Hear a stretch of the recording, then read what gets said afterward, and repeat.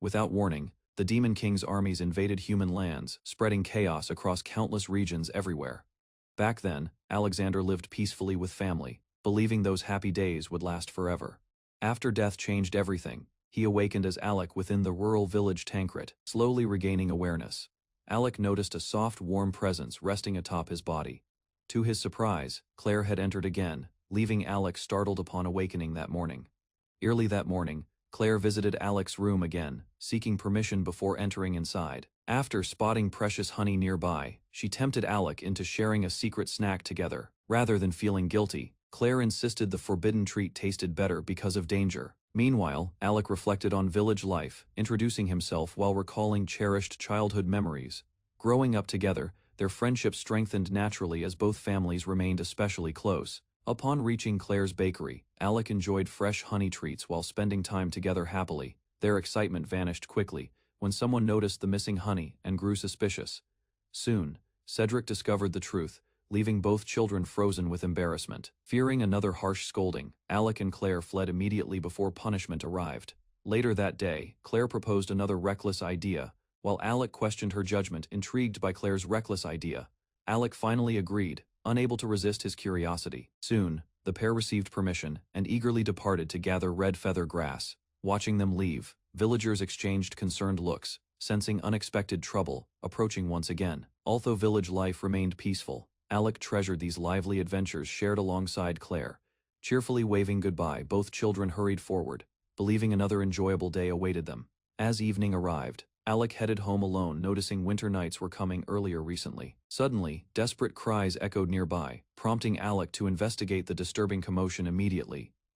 Before his eyes, a terrified villager was brutally killed by an unknown force. Frozen with shock, Alec watched more victims perish while struggling to understand events. Reaching another house, he discovered murdered villagers inside, leaving him horrified beyond belief. Coughing villagers filled the streets as Alec sensed danger while smoke spread rapidly. A terrified survivor found Alec and revealed the attackers belonged to the Dark Clan. Then came the horrifying truth, as demons overwhelmed the village under sudden assault. Urgently pushing Alec away, the survivor ordered him towards safer routes beyond danger. Ignoring those warnings, Alec rushed forward, desperate to find Claire and his family. Before Alec's eyes, Cedric collapsed beneath the goblin's assault, awakening memories of Alexander's tragic past. Across the battlefield, Claire struggled against her captors, forcing fear and hesitation from Alec's mind. Gripping a spear with trembling hands, he rushed forward, determined to protect Claire at any cost. When the fighting subsided, relief replaced panic as his wounded mother appeared alive beside him. Despite their reunion, Claire remained in danger, driving Alec toward another desperate rescue attempt. Ignoring his mother's desperate calls, Alec rushed toward Claire, unwilling to abandon another precious person. An arrow pierced his mother's back while shielding him, leaving Alec frozen between grief and disbelief. From the darkness, a mysterious warrior drove away the goblins, protecting the survivors without hesitation. Rage consumed Alec's heart as he swore vengeance against every dark clan responsible for suffering. 20 years later, Zilbagias reflected on that tragedy, recognizing how the loss forged his strength. After 20 years of training, Alexander became a renowned hero and joined the final assault force. High above the battlefield, he clung to a dragon while approaching the Demon King's headquarters. Although the mission carried enormous risks, Alexander refused to die before confronting his greatest enemy. As dragons crossed the sky, Allied forces advanced according to their carefully prepared invasion strategy. The operation depended on defected demon warriors, allowing humanity's army to launch a direct aerial attack. Veteran soldiers gripped their ropes in silence, accepting death if it meant ending the invasion. At last, the Demon King's castle appeared ahead, and Alexander prepared himself for the decisive battle. With determination burning inside him, Alexander urged his comrades onward as dragons approached the fortress. Chaos erupted throughout the castle after the assault began, but countless undead defenders emerged unexpectedly. While enemy numbers increased, holy magic illuminated the battlefield and gave humanity's forces a chance. A holy night saved the frontline soldiers, but Alexander sensed something unusual behind the sudden rescue. Before anyone could celebrate, enemy reinforcements appeared, forcing the exhausted attackers into another struggle. Trusting his comrades to hold the line, Alexander pressed deeper toward the castle's inner chambers. Driven by years of hatred, he crossed the final corridor and reached the enemy ruler's domain. Seated upon a grand throne, the Demon King finally revealed himself and faced Alexander directly. Standing before his sworn enemy, Alexander finally witnessed the Demon King's terrifying power unleashed firsthand. Ignoring the overwhelming pressure, he charged ahead, determined to fulfill his long-awaited vengeance. Across the shattered chamber, both combatants exchanged devastating blows while refusing to yield ground. Despite Alexander's relentless assault, the Demon King remained composed, countering every attack. Then Claire's smiling face resurfaced, causing Alexander's concentration to break apart. Recalling years of painful training, Alexander fought relentlessly, determined to fulfill his long-awaited vengeance. During the fierce battle, memories of Claire and loved ones resurfaced before him. Meanwhile, the Demon King praised Alexander's strength while revealing his sinister intentions. Despite reaching his goal, Alexander realized countless victims remained unavenged as defeat approached. With his final strength, Alexander struck down Demon King Golgius, using his own hands.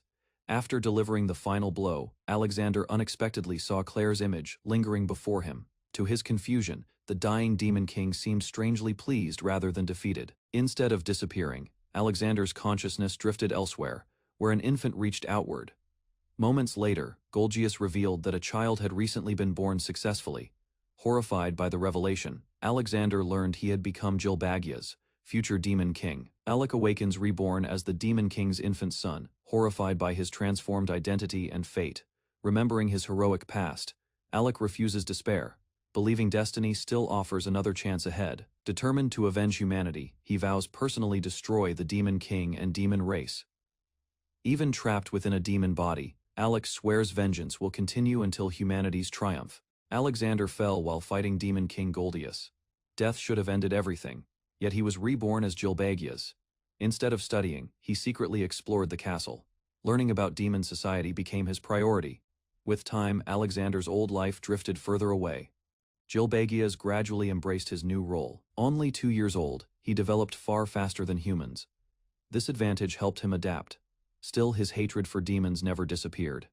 Revenge remained his ultimate goal. After years of waiting, Gilbagius finally gained freedom to move alone, and renewed his resolve to kill Golgius. Memories of his failed assault returned, as he considered the war and searched for ways to help humanity. According to what he learned, demons matured after 15 years, and his rapid growth offered an advantage. A possible answer soon appeared, as contacting the Pan-Human Alliance could support future plans. Before acting, Sophia suddenly caught him and interrupted his secret mission with another lesson. Sophia once again prevented exploration of the castle, and he reluctantly followed her. Seated in the library, he viewed Sophia as a troublesome obstacle and persistent enemy. Meanwhile, Sophia taught lessons about knowledge and ambition, which deepened his dislike of studying. Determined to escape, he argued defeating the Demon King mattered more than books. As punishment, Gilbagius was placed in a painful reflection chair while Sophia watched. Plati compared Gilbagius with another talented child and expected greater results from him rather than accepting the role of Demon King.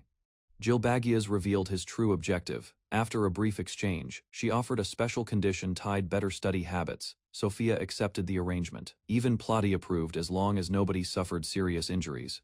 The agreement turned personal. Viewing Sophia as an irritating obstacle, Gilbagius became more determined to defeat her. The duel began after Sophia charged forward, and Gilbagius reacted with surprising speed and precision. A clean strike caught Sophia off guard and sent her stumbling back. Even Plati seemed impressed. Only then did Gilbagius realize his mistake. No ordinary 2-year-old should have been capable of such movements. Sophia tried to understand what she had witnessed. The martial skill he displayed was unfamiliar to demon society. Gilbagius explained it away. The adults accepted his story instead of questioning him further. Following Plati's instructions, Sophia used demon martial arts while Gilbagius sought ways to conceal his human techniques. A difficult dilemma formed, because a single mistake could expose knowledge unsuitable for a demon prince. Rather than continuing the duel, Sophia returned to her favorite activity, and another lesson started. The demon alphabet shattered his confidence, since none of the unfamiliar symbols resembled anything he knew. As Sophia explained the writing system, memories of his human upbringing resurfaced and learning seemed difficult. Gilbagius recalled the attack on Alexander's village, when his mother died after entrusting him to the church. Before her grave, young Alexander swore revenge against the Demon King, and never abandoned that vow. Day after day, he trained until earning the qualifications required by the Holy Church. Years later, grim battlefield news revealed the nation he protected had fallen to demons. Soon even the strongest fortress fell, leaving Alexander consumed by despair and grief. As memories resurfaced, Gilbagias recalled his promise. Determination to kill Demon King endured still. Sudden pain interrupted thoughts. Awakening confused, he found blood on pillow and forehead dripping. Moments later, strange energy burst through room.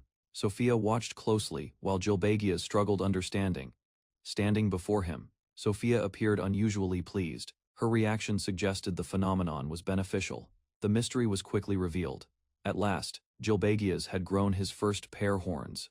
Growing horns at 5 years old shocked the demons. Gilbagias became a remarkable exception within demon history. 3 years later, that achievement still drew attention. Even so, he remained focused on his own objectives. 5 years after reincarnation, Gilbagias had made little progress. No matter how much time passed, his determination never wavered. A human heart still existed beneath his demon body. Growing horns unlocked a useful ability. He could now perceive mana around others. Using his new ability, Gilbagias examined those around him. An imp, a beastman, and other races revealed different levels. His attention shifted toward humanoid races. Comparing their mana became another useful source of information. Night elves soon caught his interest. Their mana felt weak despite their reputation. Long ago, night elves possessed abundant mana and worshipped forest spirits. After conflict, seeking revenge and lost power, the night elves eventually joined the demon race. Although allied with demons, night elves remained scorned. Lacking horns often invited prejudice and discrimination. Many demons viewed them as weak and inferior. Gilbagias, however, valued the mana beneath appearances. After receiving congratulations, he quietly concluded the night elves would never truly support the army. Turning his attention elsewhere, Gilbagias studied Plata's mana. Unlike Sophia's flowing energy, hers was compressed. Impressed by his growth, Plati rewarded him with greater freedom. New castle areas finally opened. After granting him more freedom, Plati decided to test Gilbagias. One command suddenly echoed through. The pressure struck instantly. Servants collapsed while Gilbagias struggled to remain standing against the force. Rather than resisting directly, he instinctively manipulated his mana. The familiar sensation lessened its effect. Pleased with the result, Plati acknowledged his progress. He was finally capable of entering safely. Soon, opportunity arrived. For the first time since reincarnation, Gilbagias prepared to meet Goldius. At last, Gilbagias believed his long-awaited opportunity had arrived, and meeting the Demon King meant revenge. Reality soon tempered his excitement, because without strength weapons or plans, defeating Goldius remained impossible. Several days passed uneventfully, and just as anticipation returned, Sophia arrived carrying more lessons.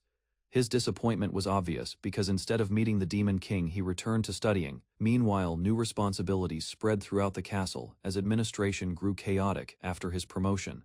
Since growing horns, Gilbagias gained junior knight status, though it was the lowest noble rank. While discussing ranks with Sophia, he learned the demon hierarchy and became increasingly curious. Above junior knight stood several positions, eventually leading to the title beneath the king. Demon society valued strength over bloodlines, and only the strongest could wield the legendary lance. That revelation recalled humanity's struggle, as the weapon once helped resist demonic forces. Countless warriors died opposing the Demon King, and their souls strengthened him, while humanity retreated. To Gilbagias' surprise, that terrifying power did not originate from Goldius himself. Sophia explained that the weapon was created by the first Demon King at the cost of his life.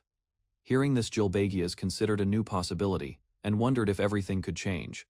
Unfortunately, such a plan seemed unrealistic, because the legendary weapon was thought indestructible. While discussing the Demon King's power, Gilbagias concluded removing the lance could weaken demons. Unfortunately, Sophia misunderstood his sudden interest and believed he finally enjoyed studying. Moments later, she returned carrying a massive volume, and Gilbagias sensed it was special. To his surprise, Sophia revealed that the book had been written by the first Demon King.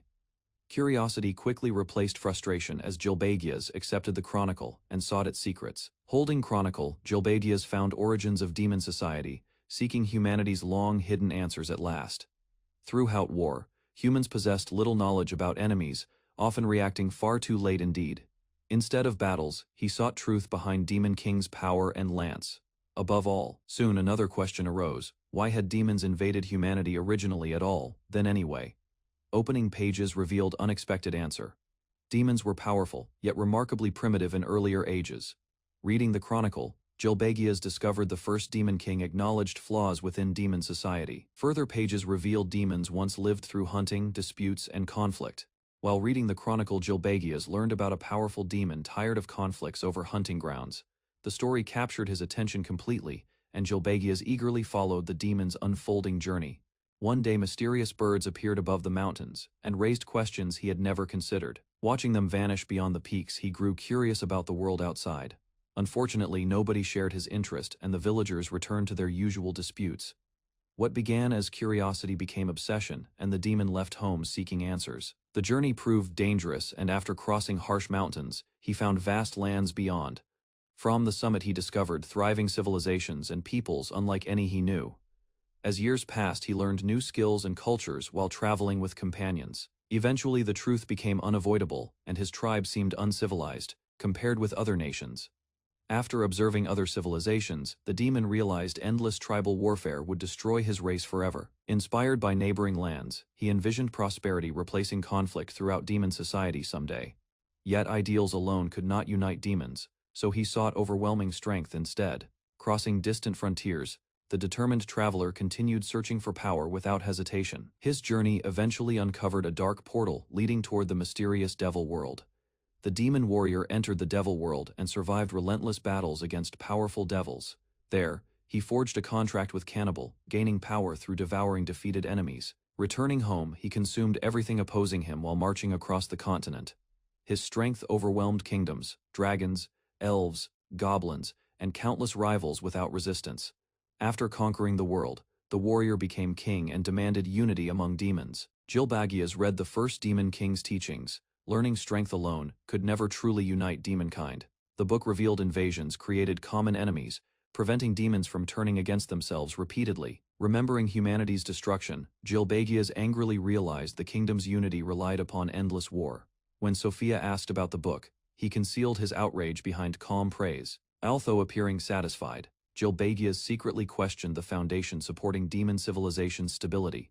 Reading further, Gilbegias realized humanity still survived because the demon invasion had slowed. Battlefields remained active, yet the Pan-Human Alliance successfully resisted the Demon King's forces. He concluded victory would trigger civil war, as demons required enemies to stay united. The discovery reassured Gilbegias that humanity still possessed valuable time before destruction.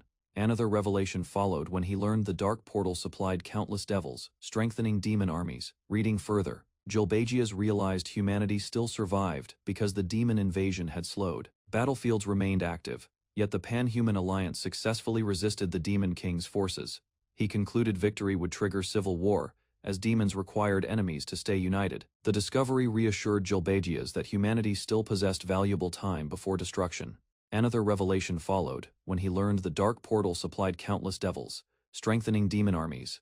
Gilbegias swore he would destroy the demon kingdom someday, and personally record its complete downfall. While preparations continued, the long-awaited journey into the devil world gradually approached for Gilbegias.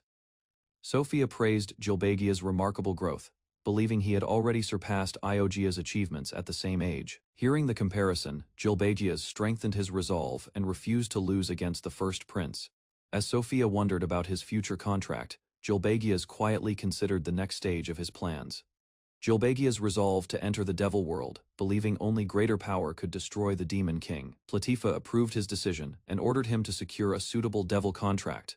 Elsewhere, a lonely devil princess wandered the palace, frustrated by endless boredom and freedom. While Gilbegias prepared for his journey, the isolated princess remained trapped within her circumstances. Across countless battlefields, the Dark Clan waged invasions relentlessly under the Demon King's authority. After witnessing his village's destruction, Alexander sought vengeance, but met a gruesome end. Fate returned his soul unexpectedly, placing him inside Gilbegias, the seventh demon prince. Beneath a new face, he concealed human memories and nurtured ambitions of ruin. From the Demon King's balcony, the young prince quietly set his revenge into motion. Several days later, Gilbegias prepared for a journey, seeking a devil to forge contracts. While crossing the courtyard, he reflected on lingering differences between human and demon customs.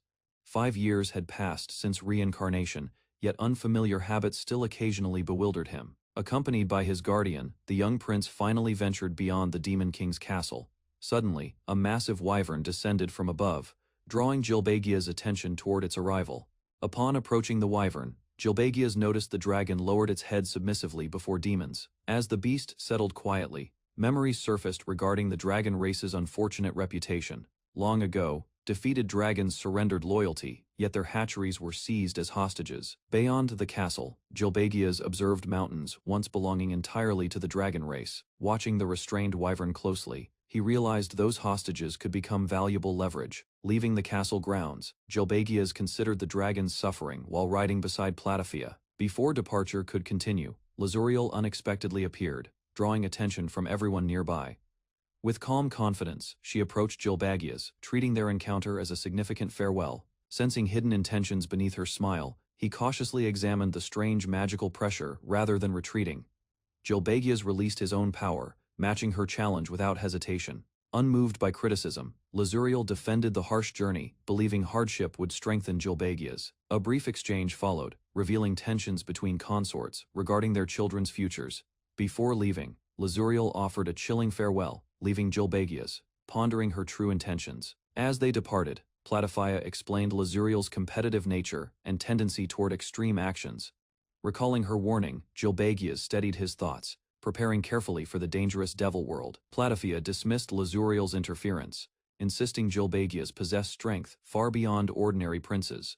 Praising his potential, she expressed unwavering confidence that Gilbegias could someday surpass expectations. Although uncertain about the devil world, he accepted the challenge without showing hesitation. Without warning, Platypia lifted Gilbegias onto the wyvern, urging immediate departure afterward. As the wyvern launched skyward, Gilbegias lamented losing his preferred seat during travel. High above the ground, Gilbegias enjoyed the freedom of flight alongside Platypia greatly. Seated before his guardian, he endured affectionate head pats while comparing past experiences. Meanwhile, memories of Alexander's rough dragon rides resurfaced, highlighting a striking contrast.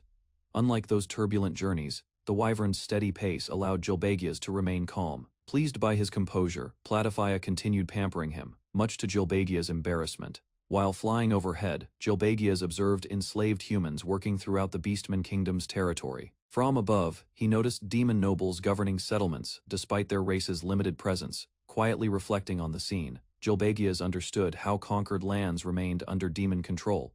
Soon afterward, they entered a strange city where the dark portal awaited nearby. Upon arriving at Cosmo Lodge, Gilbegias learned it housed devils and visiting demons. Reaching the destination, Gilbegias stared in shock at the dark portal's unnatural appearance. Rather than resembling a gateway, the portal looked like a terrifying hole-consuming reality. Despite his unease, he approached cautiously, realizing the devil world awaited beyond it. Memories from his previous life stirred, causing Gilbegias to instinctively reject entering further. Before anyone could stop him, a small devil rushed forward and crossed first. Noticing his composure, Platypia praised Gilbegias and offered guidance before the crossing. With reassuring confidence, she predicted fate would lead him toward the companion he sought. After receiving her advice, Gilbegias stepped forward and entered the dark portal alone. Darkness surrounded him, leaving Gilbegias momentarily disoriented within the strange passage. Drifting through the void, conflicting memories surfaced as he reaffirmed himself as Gilbegias. Crossing the dark portal, Gilbegias finally set foot within the mysterious devil world. Upon entering the devil world, Gilbegias discovered a black sun above unfamiliar forests overhead. While studying nearby vegetation carefully, he recognized simple shapes, yet identified nothing clearly. As he ventured deeper alone, growing unease made Gilbegias feel increasingly insignificant there. Then, an unknown gentleman suddenly appeared nearby, catching Gilbegias completely off guard unexpectedly. Offering a courteous introduction, Otaku revealed himself as Gilbegias' assigned guide within there. After introducing himself formally, Gilbegias realized Otaku's unusual appearance had briefly distracted him. Collecting his thoughts again, he wondered whether Otaku was the devil destined for guidance. Despite carefully examining Otaku's magic power, Gilbegias failed, obtaining any meaningful information. Relying on sound perception instead, he sensed overwhelming energy surrounding him from every direction. Meanwhile, Otaku observed Gilbegias' investigation closely and recognized an exceptionally gifted visitor. Extending his hand, Otaku revealed a route and accepted responsibility for guiding visitors. Rather than accompanying him, Otaku summoned another guide and indicated the proper direction. Watching the unusual demonstration, Gilbegias questioned whether such guidance was truly reliable. After receiving further instructions, he learned his destination lay beyond the distant horizon. When Gilbegias asked about dangers ahead, Otagos admitted such knowledge exceeded his authority. Having exhausted every lead available, Gilbagias accepted Otagos' guidance and continued forward alone. Before departing, Otagos questioned Gilbagia's ambition and warned success required immense patience. Reflecting upon that question, Gilbagias reaffirmed the objective he had chosen long ago. Driven by vengeance, he resolved to gain power and destroy the demon kingdom. Without warning, the surrounding scenery transformed, carrying Gilbagias across unfamiliar terrain. Following the shifting path, Gilbagias crossed changing landscapes and approached the dark horizon. Soon he arrived before a massive palace standing where the dark sun rose. Inside the ancient structure, Gilbagias discovered decaying halls lined with countless stone monuments. After searching several chambers, he sensed something unusual hidden deeper within. Opening another door, Gilbagias finally lost patience and cursed the culprit. After opening another chamber, Gilbagias discovered a mysterious girl resting upon an enormous throne. Despite her youthful appearance, an overwhelming presence immediately convinced Gilbagias she was extraordinary. While studying her carefully, he confirmed this girl possessed immeasurable power beyond understanding. Rather than recognizing Gilbagias as a demon prince, she strangely identified him as human. Moments later, the strange girl erupted with laughter, finding his true identity obvious. A mysterious girl exposed Alexander's true appearance, revealing the human hero hidden beneath. Startled by the revelation, Alexander demanded answers, but the exit suddenly disappeared. The girl enforced a taboo, forcing Alexander to reveal his identity and past. Against his will, Alexander confessed becoming a demon prince after defeat and reincarnation. Recognizing Alexander's intact self, the girl reacted excitedly while stopping his resistance. The mysterious girl admired Alexander's resilience, realizing the curse failed to completely consume him. Surprised by his determination, she questioned Alexander's purpose while re-evaluating humanity's hidden strength. Under taboo restrictions, Alexander revealed seeking power through reincarnation to defeat the Demon King. For 5 years, Alexander endured enemy territory, preserving secrets while pursuing eventual victory. Before Alexander finished explaining, another mysterious devil appeared, drawing his attention. Alexander listened as Antendixis introduced herself, revealing an important identity. Moments later, Alexander discovered Antendixis was the devil god of taboo, leaving him stunned. While researching ancient records, Gilbagias discovered the legendary devil god of predation's devastating influence.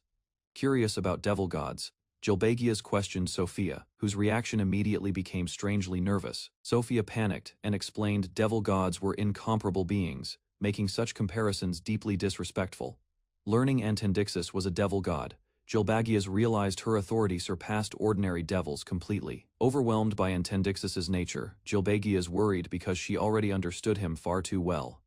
Antendixis revealed Alexander's transformation from humanity's hero into a demon prince carried immense significance. Amused by the possibility, Antendixis considered exposing Alexander's identity, forcing him into desperate thought, questioning her obedience.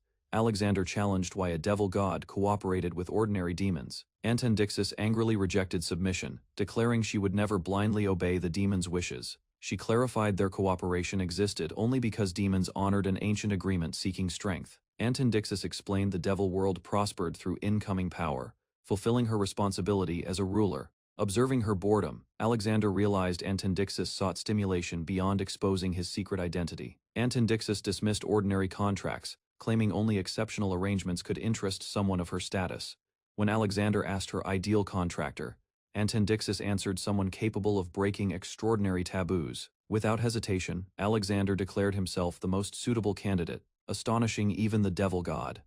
Alexander accepted abandoning innocent lives, believing a hero's sacrifice was necessary to protect humanity's future. Determined to achieve victory, Alexander resolved using allies as tools, breaking sacred taboos without hesitation. Although painful, Alexander admitted this ruthless decision had long seemed completely unavoidable to him. As demon prince, Gilbagias accepted his duty, yet secretly chose destruction over loyalty. Declaring ultimate betrayal, Alexander vowed destroying kingdom, family, followers, and every bond he inherited. Alexander suddenly realized his declaration emerged unintentionally, exposing feelings developed during 5 difficult years. Remembering companions he cherished, Alexander struggled accepting their sacrifice for his dangerous ambitions. Resolving himself completely, Alexander declared he would shatter every taboo regardless of identity. Antendixis acknowledged Alexander's exceptional qualifications, admitting few potential contractors could surpass him. Despite recognizing Alexander's worth, Antendixis demanded a greater price before accepting any contract. Antendixis explained devil contracts required valuable exchanges, yet Alexander rejected ordinary offerings without hesitation. Determined to impress Antendixis, Alexander searched for a proposal worthy of a devil god. Alexander boldly offered destroying the dark portal, revealing an unexpected condition for cooperation. Antendixis stared silently, completely surprised by Alexander's proposal and its impossible implications. Despite uncertainty regarding execution, Alexander promised success, prompting Antendixis to reluctantly cooperate. Alexander described how destroying the dark portal would humiliate rulers and overturn the devil world's order. Antendixis froze briefly as Alexander presented a forbidden opportunity, capable of breaking ancient taboos. Hearing the proposal clearly, Antendixis angrily rejected cooperation, insisting the devil world depended upon it. Alexander continued explaining consequences, arguing demons would suffer greatly if their agreement collapsed. Imagining such humiliation and disgrace, Antendixis panicked dramatically while lamenting her ruined reputation. Antendixis became delighted by Alexander's proposal, reacting enthusiastically after hearing his unprecedented offer. Watching her strange excitement, Alexander silently concluded Antendixis behaved like an absolute pervert. Satisfied with his determination, Antendixis officially granted Alexander the contract he desperately sought. Antendixis additionally promised protecting Alexander's secret identity until she received her agreed payment. Questioning his memories, Antendixis noted Alexander retained hatred despite reincarnation and transformation. Antendixis questioned Alexander about his past, but recalling names triggered confusion and hesitation. Alexander struggled, remembering familiar faces, managing only Claire's name while other memories faded. Attempting to recall mentors and teachers, Alexander found their identities slipping beyond reach. As forgotten, memories crumbled away. Antendixis explained his damaged soul caused those losses. Antendixis revealed Alexander's soul survived reincarnation, though missing memories would never return. When offered cancellation, Alexander refused, realizing vengeance remained the one memory he still possessed. Recalling his destroyed village, Alexander declared that burning revenge continued guiding his purpose. Satisfied by that conviction, Antendixis accepted his answer and agreed their arrangement should proceed. Both approached one another confidently, prepared to formalize the partnership shaping their futures. Alexander and Antendixis sealed their agreement, officially establishing the long-awaited devil god contract. When offered cancellation, Alexander refused, realizing vengeance remained the one memory he still possessed. Recalling his destroyed village, Alexander declared that burning revenge continued guiding his purpose. Satisfied by that conviction, Antendixis accepted his answer and agreed their arrangement should proceed. Both approached one another confidently, prepared to formalize the partnership shaping their futures. Alexander and Antendixis sealed their agreement, officially establishing the long-awaited devil god contract. Antendixis demonstrated taboo magic, explaining its immense strength and resistance depended on opposing willpower. Testing the effect personally, Alexander realized the enforced restriction created overwhelming magical pressure. Unable to blink, Alexander's eyes rapidly deteriorated while Antendixis casually observed his suffering. Amused by his predicament, Antendixis teased Alexander relentlessly while he desperately demanded relief. The strain eventually affected Antendixis as well, making her recognize the taboo's severity. Antendixis explained that some taboos bound even herself completely, making certain violations impossible, despite her immense authority. Because Alexander could personally violate restrictions beyond her reach, Antendixis considered his proposal extraordinarily valuable. Eager to avoid unnecessary complications, Alexander encouraged Antendixis to proceed and finalize their contract immediately. Although trusting her decision temporarily, Alexander remained cautious because Antendixis could easily change moods. Just before completing their arrangement, Antendixis remembered an important issue concerning Alexander's vessel capacity. Antendixis explained that some taboos bound even herself completely, making certain violations impossible, despite her immense authority. Because Alexander could personally violate restrictions beyond her reach, Antendixis considered his proposal extraordinarily valuable. Eager to avoid unnecessary complications, Alexander encouraged Antendixis to proceed and finalize their contract.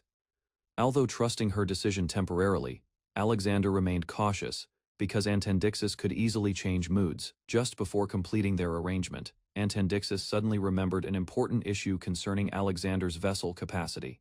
After receiving Antendixis's power, Alexander struggled adapting while joking he no longer felt entirely human. Examining his transformed appearance, Alexander discovered demonic traits remained cosmetic, leaving his true form unchanged. Relieved by the explanation, Alexander questioned whether these devilish features would permanently affect reality. Antendixis assured him contracts usually caused minor changes, advising caution before entering the devil world again.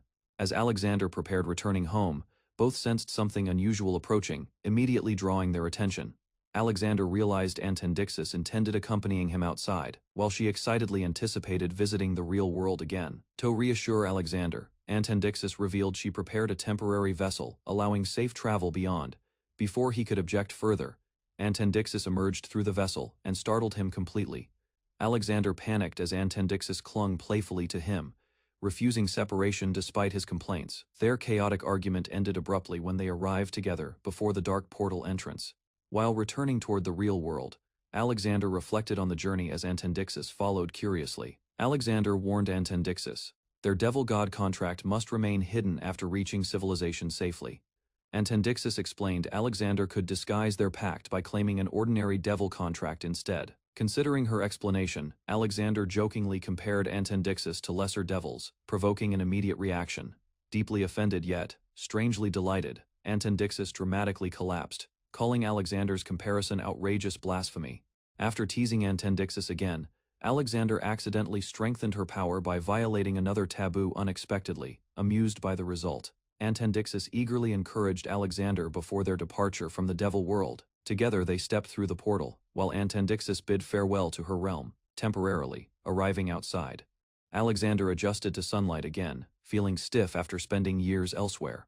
Determined to continue his mission, Alexander led Antendixis through town searching for Platifia. After returning home, Gilbagius found Platifia exhausted at a cafe and quietly approached her.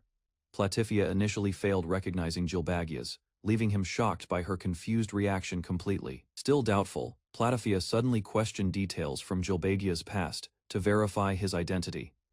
Gilbagius answered rapidly, recalling Sophia and old events, convincing Platifia through personal memories. Realization finally struck Platifia, and she emotionally accepted that Gilbagius had truly returned. Gilbagius blamed his changed appearance on sudden growth, though Platifia remained suspicious of the explanation. After hearing his story, Platifia tearfully accepted Gilbagius' return and thanked him sincerely. Gilbagius learned only days passed for him, while half a year passed outside. Although reassured initially, Platifia gradually became anxious as Gilbagius failed returning on schedule. Rumors spread among nobles, prompting many visitors to question Platifia about Gilbagius' disappearance. Gilbagius learned Platifia suffered a severe breakdown, spending months anxiously awaiting his safe return. Hearing her ordeal, Gilbagius arrived at the inn feeling guilty about the prolonged absence. Inside, Gilbagius introduced Antendixis to Platifia, creating an awkward and suspicious first impression. Platifia examined Antendixis carefully, noticing her unusual presence and greatly enhanced magical influence. After hearing the explanation, Platifia praised Gilbagius' achievement, while evaluating Antendixis' restrictive powers. Platifia revealed that Gilbagius could no longer return safely, causing immediate concern and confusion among everyone. Realizing the consequences, Platifia furiously demanded answers, shocked by Gilbagius' reckless disregard for danger. She explained Antendixis' contract permanently prevented additional devil contracts, restricting Gilbagius' future authority growth. Antendixis casually argued multiple authorities would weaken each other, making further contracts inefficient and impractical. After hearing her reasoning, Antendixis mocked the situation, while Gilbagius accepted the unfortunate reality. Platifia explained that forbidden authority words belong to elite devils who achieved overwhelming power through their own efforts. Antendixis accepted the challenge without hesitation, urging Platifia to demonstrate whether her authority truly possessed power. Platifia prohibited companionship, forcing Antendixis into involuntary movement despite his resistance attempts. Antendixis responded by forbidding resistance itself, creating chains that wrapped around Platifia and restricted movement. Rejecting defeat, Platifia shattered the chains through brute strength, proving her power surpassed Antendixis' expectations. After witnessing Platifia's display of authority, Antendixis recognized her strength and accepted her overwhelming power. Platifia explained that her authority relied upon prohibitions, prompting Alexander's mother to acknowledge her strength. Confident in her abilities, Platifia promised to guide Alexander toward becoming a powerful demon king. Hearing Platifia's ambitions, Antendixis concluded Alexander had successfully obtained an exceptionally powerful contracted devil. Concerned about Alexander's condition, Antendixis urged everyone to return and allow proper recovery. After months without contact, Gilbagias finally returned, surprising everyone who had lost track of him. Gilbagias learned he was nearly declared dead, leaving him shocked by events. After recovering from earlier events, Gilbagias learned their absence caused alarm, forcing an urgent return journey. While crossing great distances toward the castle, exhaustion overcame Auntie, and she eventually drifted asleep. Awakening during travel, Auntie reminded Gilbagias their agreement existed to defeat the Demon King alone. Hearing her conviction again, Gilbagias reflected on revenge, wondering whether she understood his true intentions. As the vast terrain passed beneath them, Gilbagias dismissed future consequences and focused on destruction. Having recovered after resting, Auntie prepared to report Gilbagias' return while he watched her renewed energy. Before entering the castle, Auntie warned Gilbagias to avoid revealing her presence around other devils. Walking through the corridor, Gilbagias learned that only a handful of devil gods recognized Auntie's appearance. Satisfied by that explanation, he relaxed somewhat, believing their secret partnership could remain concealed. Their discussion ended abruptly when Sophia rushed forward, excitedly greeting Gilbagias after hearing of his return. After months apart, Sophia welcomed Gilbagias warmly, though his first remark disappointed her expectations completely. Curiosity soon replaced her frustration as Sophia questioned Gilbagias about his delayed return and contract. Hearing the introduction, Sophia eagerly prepared to greet Auntie, intrigued by this mysterious companion. Without warning, Auntie emerged before them, celebrating her freedom while leaving Sophia completely stunned. Shock spread across Sophia's face when she realized the unexpected visitor was the devil god Antendixis. Recognizing Auntie almost, Gilbagias surprised her, while she struggled recalling any previous encounter between them. After hearing his question, Auntie explained she once entered Sophia's residence before understanding fear or caution. Sophia realized Auntie was the troublesome little devil from years ago and reacted with amazement. Grinning proudly, Sophia described teaching Auntie fear herself after repeated mischief inside her personal residence. Memories resurfaced between them, and Auntie embraced Sophia while wondering what they should do next. Concerned about their secret contract becoming exposed, Auntie suggested eliminating Sophia before dangerous information reached others. Rejecting that proposal, Gilbagias explained Sophia remained important to him, making her death completely unacceptable. Although disappointed by his answer, Auntie accepted Gilbagias' reasoning and chose not to press further. Seeking reassurance, Auntie asked Sophia whether she could protect the devil god's identity without fail. Tears filled Sophia's eyes as she admitted loyalty prevented silence regarding threats against her mistress. Questioning Sophia further, Gilbagias realized her concerns centered on the contract itself, rather than Auntie's identity. Carefully reviewing her deductions, he recognized Sophia had uncovered remarkable details from only scattered clues. Faced with this problem, Auntie concluded Sophia's memories required removal, though every solution created complications. Before Gilbagias could object, Auntie proposed revealing the contract directly, believing secrecy had become impossible. Understanding the implications, Sophia realized such knowledge involved a taboo powerful enough to affect gods. Seeking a solution, Auntie questioned Sophia's ambitions, discovering her desire for knowledge, power, and continued survival. After hearing that answer, Auntie concluded Sophia's concerns were unrelated to revealing dangerous contract secrets. Believing the issue resolved, Gilbagias prepared to leave, but Sophia suddenly stopped their departure with tears. Questioned by Gilbagias, Auntie explained, Sophia only learned their contract threatened the devil world's future. A troubling realization struck Gilbagias when he remembered Sophia's duties forced reporting harmful information to superiors. Learning the contract's consequences, Sophia collapsed in tears after abandoning her ambitions and betraying personal convictions. Watching her despair, Gilbagias understood Sophia's dream of advancement remained distant despite her determination. An awkward silence followed, leaving Gilbagias reflecting on how disastrously their reunion had unfolded. Before anyone recovered, a powerful woman arrived unexpectedly and announced preparations to grant Gilbagias magic.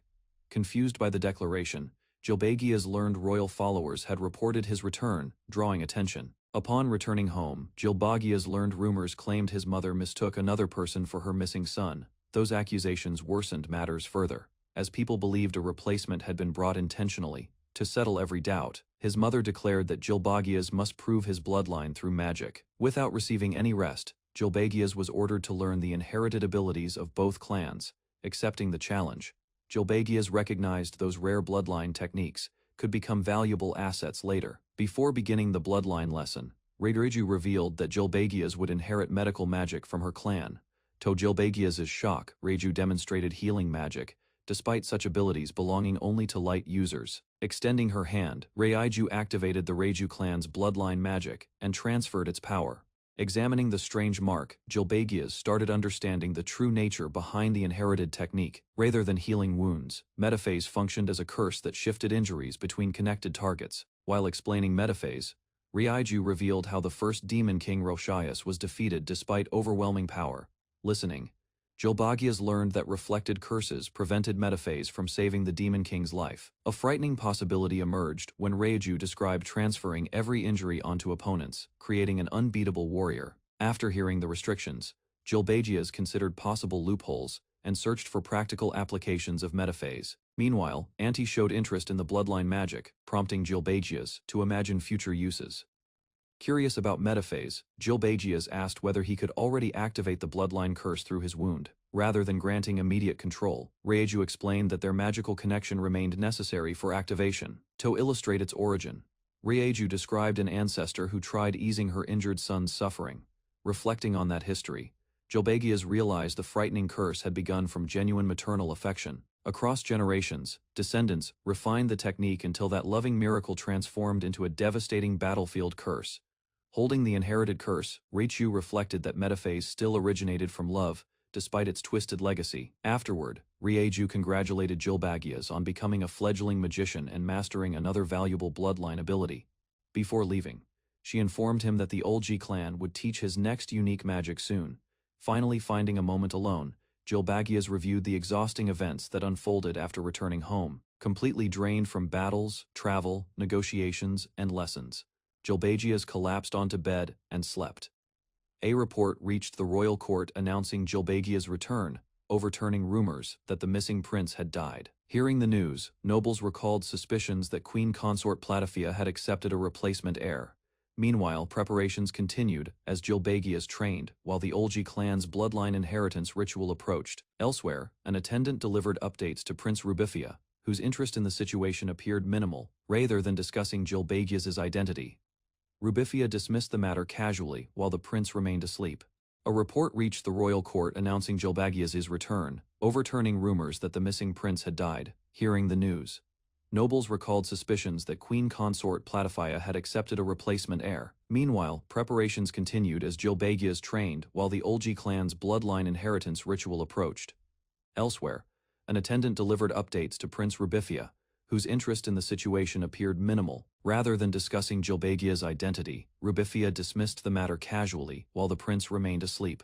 While sleeping deeply, Jilbagias heard a distant voice calling his name and urging him to awaken. Gradually regaining consciousness, he noticed something soft resting on him and wondered about its identity. To his surprise, a beastman maid greeted him nervously before suddenly panicking and rushing away. Moments later, Jilbagias and Sophia learned that the startled servant was named Garnia. After introducing herself properly, Garnia confirmed that she had recently become Jilbagias' personal maid.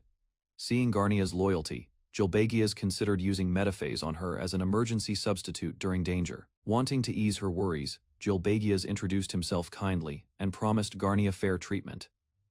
After Garnia hurried away, Sophia teased Jilbagias while he joked about expecting an assassin instead. Once they were alone, Sophia reminded him about upcoming magic lessons and urged responsibility. Their brief exchange ended warmly, as Jilbagias accepted Sophia's guidance and renewed their partnership. During the lesson, Sophia eagerly joined Jilbagias' training session, despite her obvious weakness and nervousness. Standing before him, Sophia explained that bloodline magic represented powers inherited through specific family clans. Relieved by that explanation, Jilbagias learned that ordinary demons could not access such abilities. Concerned about metaphase, he questioned whether every Reiju descendant possessed the dangerous bloodline technique. In response, Sophia clarified that the Reiju clan remained influential despite past failures involving demon kings. While discussing clan history, Sophia explained that Platifia's delayed marriage increased her determination regarding Jilbagias. Changing topics, Jilbagias asked about the Olji clan's bloodline magic and its unique abilities. Sophia revealed that introduction strengthened users before battle, leaving Jilbagias puzzled by the unusual name.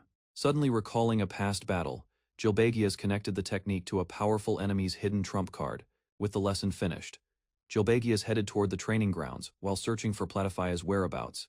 At the training grounds, Jilbagius finally located Platyphia, who had already gathered a veteran instructor for him. Without wasting time, Platyphia introduced Count Owalg, an experienced warrior eager to resume battlefield activities.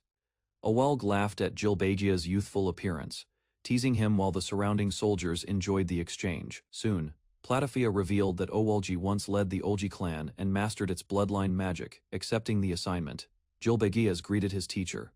While Owalgi proposed starting practical training exercises, the training began as Owalg introduced himself, launching across the arena to display overwhelming strength. Despite possessing a demon's body, Jilbagius struggled against Owalg's pressure, which remained powerful and familiar.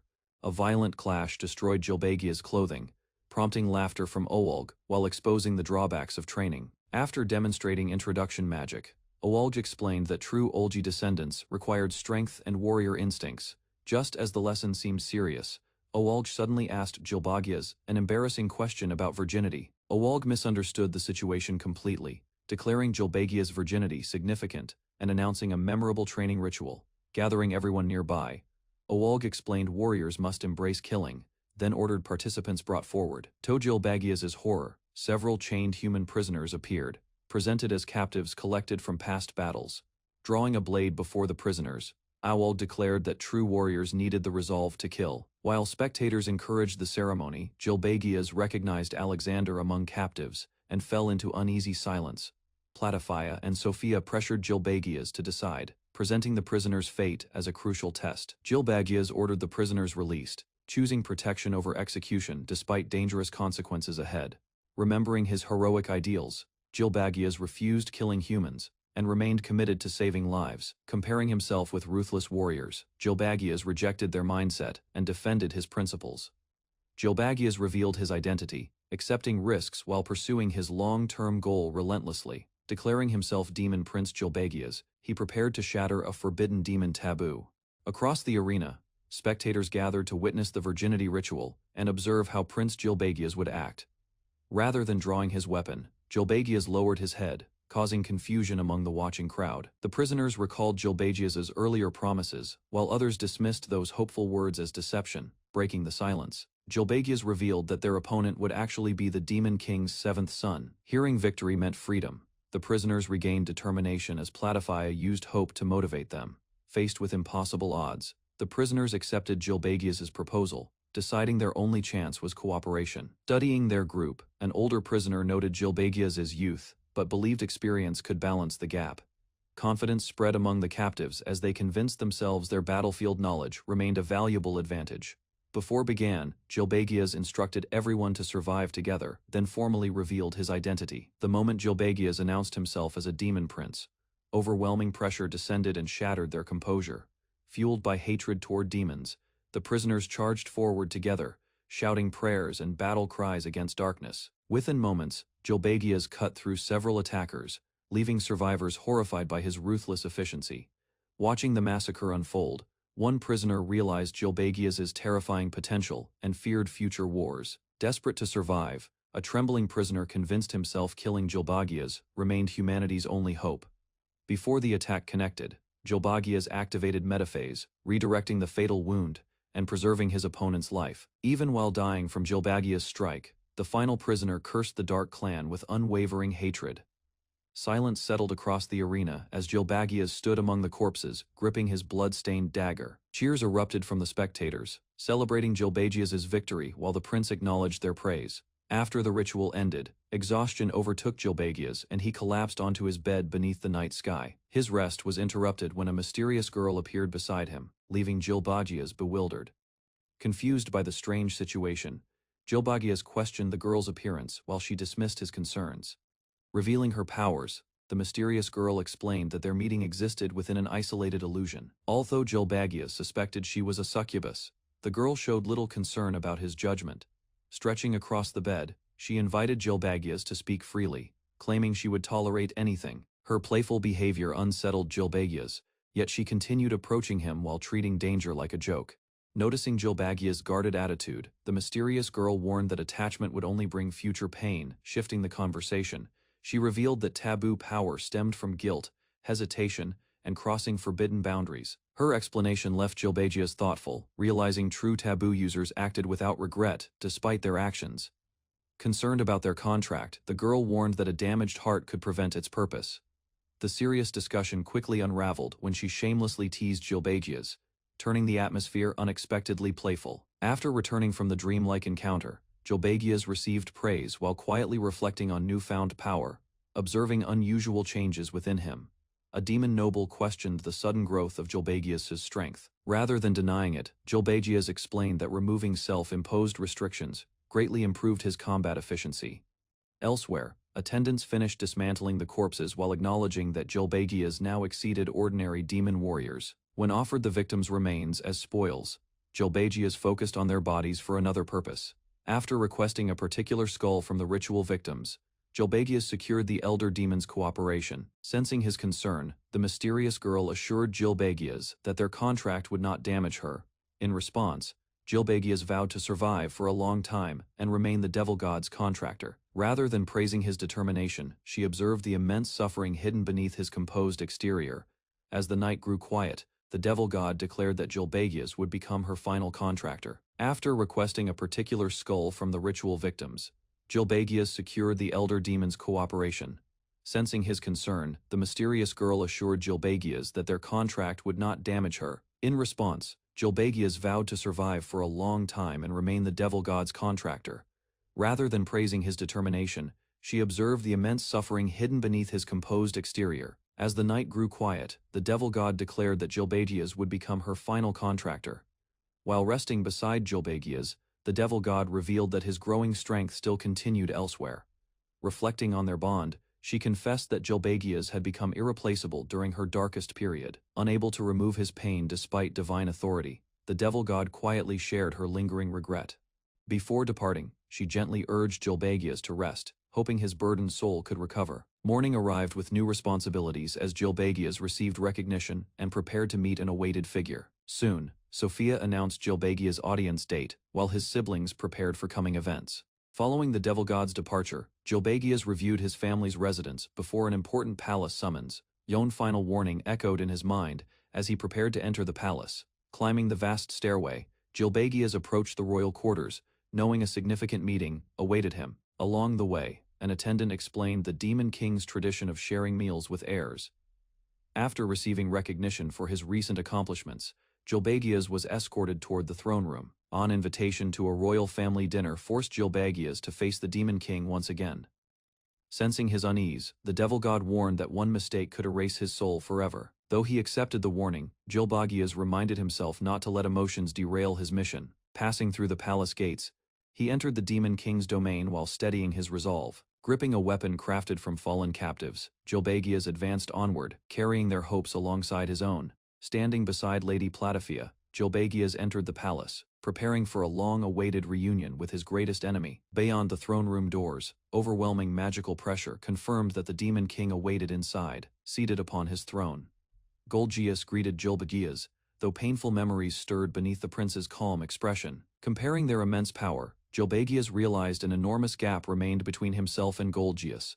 Suppressing his emotions, Gilbegius accepted Gilbegius's invitation and followed him toward the family dinner. After parting from Lady Platypia, Gilbegius followed Gilbegius alone, approaching the long-awaited family gathering. Only then did Gilbegius notice the other consorts present, their presence complicating an already tense reunion. Caught off guard by the unfamiliar faces, he nearly lost focus before forcing himself to remain composed. While walking beside Gilbegius struggled to determine how a son should address his father. Breaking the silence, Gilbegius mentioned a dangerous territory feared, even by rulers of the Demon Kingdom. As Gilbegius explained their early departure, Gilbegius struggled to comprehend the immense distance between them. Without warning, Gilbegius shifted topics and reminded Gilbegius that he would soon meet his siblings. Curiosity replaced tension when Gilbegius revealed that he had once been the previous Demon King's second son. Continuing the story, Gilbegius described an arrogant eldest prince whose corruption grew alongside his privilege. Convinced the throne already belonged to him, the eldest prince waited confidently for succession to arrive. Gilbegius learned details about several demon princes, including Spinezia, Diagius, Topazia, and other influential siblings within the kingdom. While attending an important gathering, Gilbagias realized one demon prince was absent, leaving only 5 present. A mysterious enemy suddenly appeared before the group, delivering a direct challenge and warning before departing. The unexpected report soon reached Emergias, the 4th demon prince, who responded with interest and amusement. Tension increased when Alexander confronted Gilbagias, holding him responsible for the dangerous situation unfolding. Shocked by Alexander's accusation, Gilbagias struggled to respond as a larger conflict approached the demon kingdom. The sight of Alexander overwhelmed Gilbagias, unleashing years of hatred and nearly exposing his true identity. An uneasy silence spread across the room as every royal present noticed Gilbagias' sudden reaction. Before his emotions could spiral further, an older relative reminded Gilbagias to maintain control. Recovering his composure, Gilbagias approached Alexander and forced himself to begin a normal conversation. To everyone's surprise, Gilbagias calmly apologized, leaving Alexander bewildered by the unexpected response. Feigning kindness, Emergias patted Gilbagias' head, though the gesture only deepened his irritation. Taking his seat, Emergias introduced himself proudly, while Gilbagias listened without lowering his guard. Behind a composed expression, Gilbagias silently renewed his vow to eliminate Alexander in the future. As introductions concluded, Gilbagias finally identified the royal heirs gathered around the family table. Before the meal began, Eogias explained that strict dining rules governed every prince and princess. As the gathering began, the royal heirs established a simple rule forbidding political discussions during meals. Taking charge of the introductions, Eogias insisted that Gilbagias confirm his understanding before sitting. With complete confidence, Eogias introduced himself and openly declared his intention to inherit the throne. Before Gilbagias could respond, Rubifia interrupted and questioned whether proper introductions had truly finished. Smiling mischievously, Rubifia introduced herself, while hinting that seating arrangements carried hidden meaning. After analyzing the seating arrangement, Gilbagias chose his place immediately, having anticipated the hidden challenge. From Gilbagias' perspective, the round table reflected 2 rival factions competing for the Demon King's succession. Taking his seat, Gilbagias declared his position, aligning himself with Lady Platyfia's faction. Although he remained calm, Gilbagias tightened his grip while silently viewing every heir as an enemy. Rubifia quickly understood his choice, while Eogias concluded that lingering resentment still influenced Gilbagias' actions. Once every heir had taken their seat, Golgias announced the beginning of the long-awaited family dinner. After sampling the meal, Golgias casually requested reports, expecting updates from his gathered children. An uncomfortable silence followed his question, prompting Golgias to end the discussion almost immediately. Relieved by the sudden dismissal, several heirs prepared to leave while Eogias rushed toward other engagements. Confused by the meal's abrupt conclusion, Gilbagias called out as the family gathering dissolved around him. As the heirs departed, Gilbagias searched for useful information, hoping someone might reveal Golgias' weakness.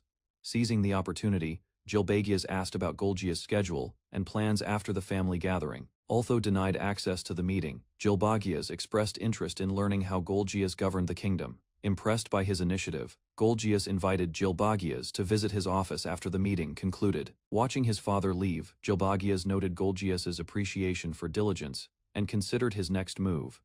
Just as Gilbagias prepared to leave, Emergias confronted him, still seething with hostility and resentment. Before the tension could escalate, a palace attendant arrived and informed Gilbagias that Golgias was waiting. Gilbagias brushed off Emergias' threats, but Emergias vowed that one day he would kill Gilbagias and his family. Leaving the encounter, Gilbagias headed to Golgias' office and apologized for making his father wait. Golgias welcomed him and invited him to take a seat for their private discussion. Golgias instructed Gilbagias to remain beside him and observe how the Demon King governed. Even though this opportunity matched his original goal, Gilbagias worried about enduring such close contact with Golgias. As the audience session started, numerous officials rushed into the office carrying urgent reports that required immediate attention. Golgias maintained control of the situation, organized the crowd, and resolved each problem. After watching for 2 hours, Gilbagias gained valuable insight and developed greater respect. After observing the kingdom's administration, Gilbagias questioned whether excessive responsibilities were being placed upon his father alone. Golgias explained that many political matters involved other races, while only a small number were demons. He argued that demons could not depend on outsiders forever and needed growth beyond military strength alone. Golgias revealed that corruption had spread throughout the kingdom, forcing him to replace countless incompetent officials. Reflecting, Golgias expressed deep frustration over the kingdom's condition and persistent corruption. While listening, Jilbagyas recognized the kingdom's problems and considered solutions he preferred to keep secret. Golgias praised Jilbagyas's enthusiasm, joking that other heirs would have lost interest and departed much earlier. Golgias presented an old notebook and explained that it contained records from past events. The notebook originated from an earlier era and documented an assault launched against the Demon King's castle. Golgias revealed that a forest elf scientist survived the attack, making the operation memorable and significant. Golgias revealed that the notebook had been crafted from the skin of the captured high elf scientist. Although disturbed by the revelation, Jilbagyas concealed his reaction and promised to preserve the notebook. Golgias explained that the scientist remained alive in captivity because her skin could produce valuable materials. Shocked by this information, Jilbagyas immediately asked for more details regarding the scientist and her condition. Before Golgias could continue his explanation, a servant arrived and informed Jilbagyas about a message. Concern crossed Jilbagyas's mind when Lady Placia hurried away to treat soldiers wounded by holy attribute injuries. Once she departed, he turned his attention elsewhere and requested Sophia's help finding battle records. Faced with an enormous archive, Sophia explained the task would take time before gathering everything. Alone in his chamber, the young prince carefully examined the materials and felt relieved afterward. As the investigation progressed, his thoughts shifted toward the Demon King while awaiting Sophia's assessment. After reviewing the records, Jilbagyas learned that defeating the Demon King remained an extremely difficult task. Even so, a possible path to victory emerged, though it demanded countless taboos and sacrifices. The warning grew harsher as he realized surpassing the fourth demon prince would be unavoidable. That conclusion strengthened his resolve, pushing him to improve both his combat ability and magic. Just as his determination settled, a forgotten matter resurfaced, reminding him of unfinished business. Reading further, Jilbagyas uncovered clues connecting the notebook to an important figure from history. After identifying Liliana, the high elf scientist, Jilbagyas decided to find and rescue her. While reviewing the notebook, Jilbagyas recalled a memorable incident. During a break, a curious forest elf approached the hero and requested a demonstration at that time. Elves remained an isolated race, spending long lives with little contact beyond their homeland. Years of warfare against the Demon King's forces changed the elves' relationship with outsiders. As exchanges increased through the alliance, adventurous young elves often visited humans and caused harmless trouble. Exhausted from battle, the hero agreed to demonstrate holy magic after the persistent forest elf refused. Using a fingertip, the hero created a glowing flower-shaped spell that fascinated the young elf. Unimpressed, the elf insisted that such a simple display failed to reveal the true nature of holy magic. She then performed an elegant magical technique, causing streams of light to swirl around her body. As the dazzling spell concluded, the elf approached, leaving the stunned hero speechless. The hero thanked the elf after her magic restored his strength, causing exhausted muscles to recover. A powerful stream of life energy surged through his body, proving her earlier demonstration was no exaggeration. Amid drifting petals, the elf introduced herself as Liliana, a scientist sent by the holy tree. With curiosity, Liliana asked the hero's name, marking the beginning of their memorable acquaintance. The demon prince realized the captured scientist matched Liliana, connecting the notebook's origin to his past. While studying the notebook, Jilbagyas worried about the captive scientist before a servant arrived at his room. Veen introduced herself as a palace servant and apologized politely, while accepting responsibility for guiding him. The servant expressed admiration for Jilbagyas, stating she felt honored to serve as his guide. With a cruel smile, Vin revealed interest in witnessing the captured high elf's miserable condition firsthand. She urged Jilbagyas to observe the high elf carefully, emphasizing her disgraceful state after captivity. Vin guided Jilbagyas toward the Night Elf district, where the captured scientist was supposedly imprisoned underground. Remembering his earlier visit, Jilbagyas realized Liliana remained confined beyond the guarded gate he once avoided. Inside the lively district, he admired the artificial starry sky, while Vin introduced their next contact. Vin explained that Shidar managed the prison, prompting Jilbagyas to request assistance for a private matter. Upon meeting Shidar, the prison manager recognized Jilbagyas and greeted him with visible respect.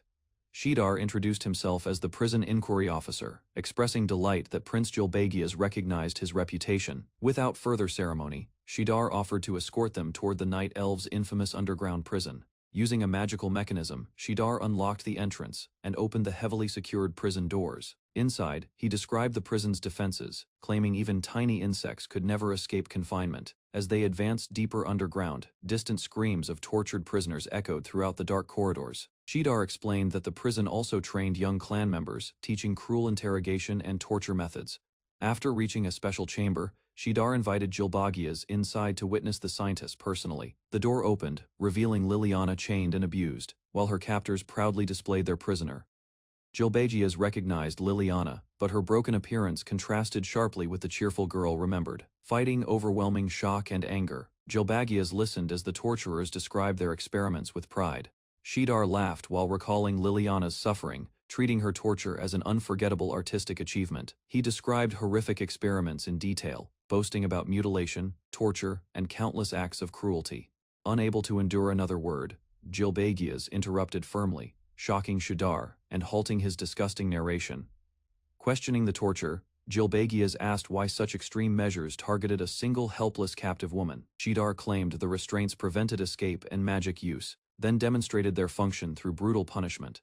Shidar explained that scientists possessed exceptional healing abilities, then ordered brighter lighting to continue the demonstration. He revealed that Liliana's body regenerated wounds rapidly, making ordinary injuries useless for long-term torture. Reviewing prison records, Shidar described an earlier incident involving Liliana shortly after her imprisonment. According to his account, Liliana suppressed her healing, deceived guards, and attempted a dangerous escape, filled with hatred. Shidar blamed Liliana for several deaths and struck her while condemning her actions. Shidar explained that after Liliana's escape attempt, additional restraints were installed to limit her movements. By tightening the rope around her neck, the captors kept her mind clouded and resistance weakened. He admitted the prison constantly monitored her condition, noting humiliation became another weapon against her. After many years, Shidar confessed the torture grew repetitive, causing his staff to lose interest. Proud of their cruelty, the torturers boasted about maximizing suffering before preparing another experiment for Liliana. Jilbagias suggested another torture method, prompting Shidar to joke before accepting the proposal with interest. When Jilbagias failed to suggest alternatives, Shidar decided they would preserve current practices and continue experiments. Shidar explained their research focused on the scientists' regenerative abilities, despite harmful effects on dark elves. He theorized that if those healing properties became controllable, their clan could gain tremendous advantages. Believing Liliana remained subdued, Shidar pursued brainwashing studies while exploiting her powers without consent. A clan member proposed dismembering Liliana for research, and others laughed while discussing increasingly horrific possibilities. When asked about violating Liliana, Shidar reacted with disgust, claiming her holy magic made intimacy unbearable. Jilbagias admitted curiosity because his body had matured recently, leaving him confused by unfamiliar desires. His unexpected confession stunned both elves, who realized the conversation had taken a strange direction. Jilbagias reasoned that, since Liliana was completely helpless, he could do anything he wanted. Jilbagias declared he would never touch any woman without maternal approval, shocking the observing attendants. The attendants panicked while Jilbagias expelled them, insisting they leave instead of questioning him. They protested that Liliana remained dangerous, but Jilbagias misunderstood and worried about magical resistance. Instead, one attendant explained that all creatures become vulnerable during intimate situations, using animals as simple examples. Tante suddenly appeared behind Jilbagias, while he hurried away after ending the uncomfortable discussion. Ante introduced herself as Jilbagias's contracted devil and eagerly declared she would observe everything personally. The attendants departed, warning him not to loosen Liliana's restraint, while promising immediate assistance nearby. Once alone, Ante removed distractions and encouraged Jilbagias to begin whatever investigation he intended conducting. With obvious excitement, Ante implied Jilbagias understood her expectations, then waited for his response. Liliana revealed a hidden prison beneath the residential district, protected by strong physical and magical barriers. Hearing Liliana's explanation, Jilbagias realized the proposed rescue would eventually lead to her death. Determined to change fate, Jilbagias accepted a dangerous task involving the scientist and hero. After uncovering Liliana's healing secret, Jilbagias understood demons had prolonged her misery for their benefit. Standing before the chained scientist, he resolved to end her torment by violating another forbidden taboo. A strange sensation interrupted his resolve, as an unfamiliar warning echoed through his mind without explanation. While imprisoned humans awaited salvation, the unsettling alarm felt different from every previous taboo he broke. Despite growing uncertainty, the memory of those depending on his protection pushed him toward action instead. At first, Gilbegias believed granting Liliana a merciful death was the only escape from endless suffering. Guilt struck his heart, forcing him to admit he had abandoned every effort to save her. With precious seconds slipping away, countless options raced through his mind, yet none offered a complete solution. Seeking an answer, he questioned Auntie about holy magic and its true source. A desperate gamble followed, when Gilbegias attempted holy magic himself, causing Auntie to stare in disbelief. Pain surged through Gilbegia's finger as he grasped holy magic's source, confirming his theory at last. Excitement quickly replaced hesitation when a workable solution emerged, prompting him to rush toward Auntie, faced with another reckless proposal. Auntie criticized the dangerous gamble, while recognizing her contractor's heroic nature. Confidence filled Gilbegias' expression, as he revealed the plan depended upon Auntie's taboo power. After hearing the explanation, Auntie agreed to accompany him, finding the unusual strategy surprisingly interesting. After positioning everyone carefully, Gilbegias steadied his breathing and prepared to test the dangerous gamble. The restraints shattered moments later, leaving Liliana free while shock spread across every witness nearby. Without hesitation, he triggered the next stage himself, causing the watching elves to freeze. A sudden surge of power filled the chamber as Liliana collapsed before the silent prince. Concern replaced disbelief when the observers noticed something unusual, prompting them to urge caution immediately. Ignoring their concern, Gilbegias reassured everyone and calmly revealed that the scientist no longer existed. To erase Liliana's suffering completely, he shattered her identity and replaced it with obedient instincts. Confusion spread among the elves when Liliana responded, like a loyal pet instead of a scientist. Suddenly, Shidar tested the transformation by ordering her death, expecting the former scientist to obey. The command failed immediately, revealing a curse remained active while Liliana trembled beside Gilbegias. With the scientist gone, Gilbegias declared a newborn puppy remained, leaving every witness completely speechless. Shock overwhelmed Shidar as he realized the legendary holy scientist had finally been subdued and broken. Unable to hide his satisfaction, Gilbegias mocked Shidar's failures and celebrated the success of his gamble. To prove the healing power remained intact, he drew his blade and slashed himself without hesitation. The wounded prince exaggerated his pain, prompting Liliana to react instinctively and rush toward him. Without hesitation, Liliana rushed forward and healed Gilbegias' wound, proving her sacred power still remained. Relief spread through the chamber as everyone witnessed the miracle, confirming the prince's risky plan. Satisfied with the outcome, Gilbegias lifted Liliana onto his shoulder and announced their departure home. While discussing future arrangements, he revealed his intention to keep the former scientist beside him. An enraged elf condemned Gilbegias, believing his actions toward the scientist were selfish and disgraceful. Despite opposition, Gilbegias carried Liliana away, gaining access to her valuable healing abilities. The elf confronted Gilbegias directly, determined to stop him from taking Liliana elsewhere. Gilbegias carried the holy scientist after obtaining her healing power, believing her existence could become an important asset for future conflicts. Inside the castle chamber, a dark elf attendant noticed Gilbegias' unusual interest and examined his actions with growing suspicion. When Gilbegias attempted to claim custody of the holy scientist, the attendant rejected his request and blocked further advances. The attendant reminded Gilbegias that the holy scientist belonged to the Demon King, placing her status beyond a prince's authority. After hearing about the Human Alliance assault 7 years earlier, Gilbegias realized the scientist carried immense political and strategic value. Gilbegias listened as the Dark Elf described an ancient conflict that occurred before his birth, explaining why many demons remained cautious. The Dark Elf reminded Gilbegias that the Demon King presented the holy scientist to him after countless sacrifices from night elves. Realizing the hidden expectations behind the gift, Gilbegias grasped his father's intentions and reconsidered the scientist's true purpose. The explanation surprised the Dark Elf, who admitted the Demon King expected meaningful results from both the scientists and research. As discussions continued, the Demon King expressed trust in the Night Elves, believing they could unlock greater uses for her power. After hearing the Demon King's trust in the Night Elves, Gilbegias questioned Shidar's results and accused him of wasting precious opportunities. Shidar trembled as Gilbegias compared 7 years of research against a breakthrough achieved within minutes through direct observation. Pressing harder, Gilbegias demanded to know who the Demon King would recognize as the holy scientist's rightful caretaker. Unable to answer, Shidar lowered his head before Gilbegias ended the discussion and ordered him to leave immediately. Gilbegias revealed recent battlefield losses among the Night Elves, proving he understood burdens and sacrifices far better. While discussing recent losses, Shadar revealed that many wounded night elves died waiting for treatment, as available resources remained insufficient. Remembering those deaths, Shadar described how injured warriors begged for additional support before their suffering ended in agony. He explained that repeated requests for assistance received rejection from the Demon King, despite the Night Elves' loyal service. Shadar recalled how the Forest Elves once stripped away the Night Elves' strength and lifespan, creating generations of resentment. As emotions erupted, Shadar denied enjoying cruelty, revealing that anger and vengeance had shaped many Night Elves' actions. Shadar defended his actions, explaining that the Holy Scientist's healing power represented the Night Elves' greatest hope throughout 7 years of war. Driven by desperation, Shadar questioned whether Prince Zilbegias truly needed exclusive control over a power that could save many.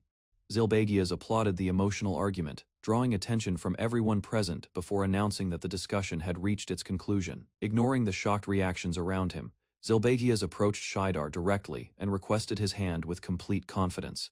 The moment their hands touched, dark energy erupted across Shadar's arm, leaving nearby witnesses frozen by the unexpected sight. As the curse spread across Shadar's arm, Zilbegias revealed the hidden condition behind the Holy Scientist's blessing and healing power. Shadar stared in disbelief, while the curse deepened, learning he would never obtain the Holy Scientist's healing power himself. Zilbegias explained that metaphase originated from a mother's love for her child, surprising everyone gathered inside the chamber. Using the Holy Scientist as an example, Zilbegias described how genuine affection created miracles, while mutual care strengthened sacred powers. After exposing the truth, Zilbegias mocked the Night Elves' long pursuit, realizing their desired power required love above all. Zilbegias accused Shadar of destroying the very hope the Night Elves pursued, wasting 7 years while countless warriors suffered. Accepting defeat, Shadar admitted the Holy Scientist would achieve nothing under his supervision and prepared to surrender her. Before leaving with the Holy Scientist, Zilbegias proposed a trade, recognizing that she still remained valuable to Shadar. Shadar froze in disbelief when Zilbegias offered a coveted metaphase slot, presenting an opportunity the Night Elves desperately needed. To prove his sincerity, Zilbegias promised to bear the Night Elves' wounds himself while using the Holy Scientist's power. Zilbegias assigned Veen to negotiate healing compensation, while granting Shadar authority over selecting wounded Night Elves deserving treatment. Shadar listened in silence as Zilbegias clarified that the arrangement was personal, preventing others from interfering with negotiations. Struggling to believe the proposal, Shadar questioned whether Zilbegias truly intended to risk his own body for them. After weighing the offer, Shadar accepted defeat and formally transferred Holy Scientist Liliana into Zilbegias' custody and protection. Carrying Liliana away, Zilbegias left everyone bewildered as the tense confrontation concluded with an outcome nobody expected. Vinj realized Shadar had sought stronger ties with the Reiju clan, hoping additional metaphase opportunities would benefit the Night Elves. Overwhelmed by the unexpected outcome, Vin regretted mentioning Zilbegias' interest, never imagining events would escalate so dramatically. Meanwhile, Shadar concealed his satisfaction, recognizing that surrendering the Holy Scientist had earned him greater authority and influence. Watching his cheerful mood, Vin suspected her superior would reprimand her later, despite Shadar appearing pleased with the result. Even after everything ended, Vin noticed Zilbegias had behaved strangely throughout the confrontation, unlike his usual personality. After returning to his room with Liliana, Zilbegias sensed her watching every movement as curiosity gradually replaced fear. Back inside his chamber, Zilbegias relaxed beside Liliana, hiding his excitement while reviewing every step of the successful negotiation. Unable to restrain himself any longer, Zilbegias burst into laughter and celebrated the bewildered expressions left behind during negotiations. Responding to his summons, Auntie emerged from concealment and questioned whether Zilbegias enjoyed manipulating events throughout the confrontation. While Liliana listened nearby, Auntie revealed Zilbegias' identity, informing the former scientist that he was the 7th Demon Prince.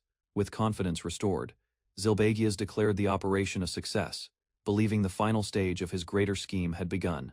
After securing Liliana's custody, Zilbegias concluded that earning her trust was essential before advancing the final stage of his plan. Using holy attribute magic once wielded as Alexander, Zilbegias attempted to awaken Liliana's memories and encourage cooperation. Despite that success, Zilbegias remained concerned that years of imprisonment might have altered Liliana's mind beyond recovery. His investigation revealed powerful restrictions placed upon Liliana, including memory seals and deadly curses designed to prevent disclosure.